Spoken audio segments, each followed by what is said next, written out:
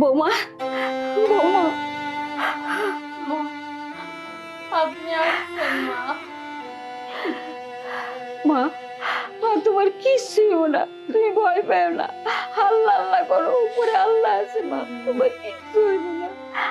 আমি আছি না, আমার রক্তের লগে তোমার রক্ত মিলা গেছে, ডাক্তার কইছে আমি তোমারে কিডনি দেবো, আমি তোমারে বাঁচাবো মা। মা, আপনি আমার কিডনি দিবেন, অথচ এই আমি আপনার সাথে কত খারাপ ব্যবহার করছি, কত বাজে কথা শুনাইছি। আপনি আমার কিডনি দিয়েন না মা, আমি মরে যাই এটাই আমার জন্য ভালো। মা, আমি আপনার সাথে অনেক খারাপ করছি মা, আপনাকে আব্বাকে অনেক অবহেলা করছি, কখনো আপনাদের কোনো খোঁজ খবর নেই নাই। আমার মার জন্য আমি এত কিছু করছি, আমার সেই মা আজকে আমাকে কিডনি দেওয়া থেকে মানা করে দিচ্ছে।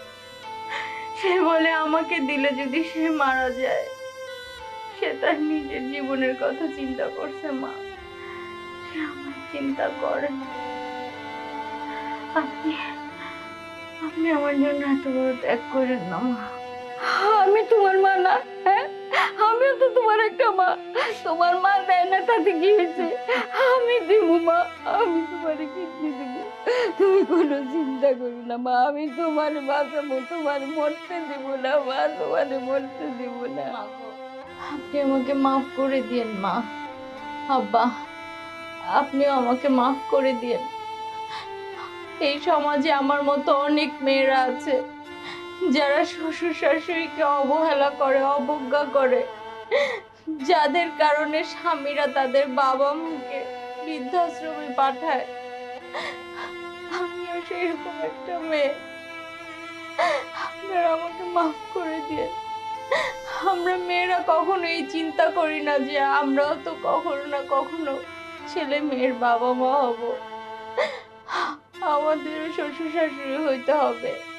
তখন যদি আমার ছেলের বউ আমার সাথে এমন করে, তাহলে আমার কেমন লাগে? এটা আমরা কখনোই ভাবি না মা।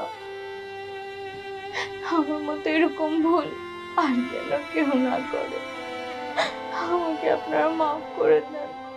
তুমি ছোট মানুষ, তুমি ভুল করতেই পারো, তাই বলে কি আমি অবুঝবো? আমি তো ভুল করুম না, তোমার মা ভুল করছে দেখে আমিও ভুল করুম, আমি ভুল করুম না মা।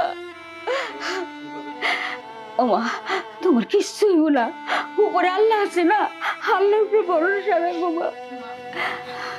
আপনি একটু আমার হাতটা ধরেন না। আপনি আমারে ধরলে আমার মনে হবে আপনি আমারে মাফ করে দিয়েছেন।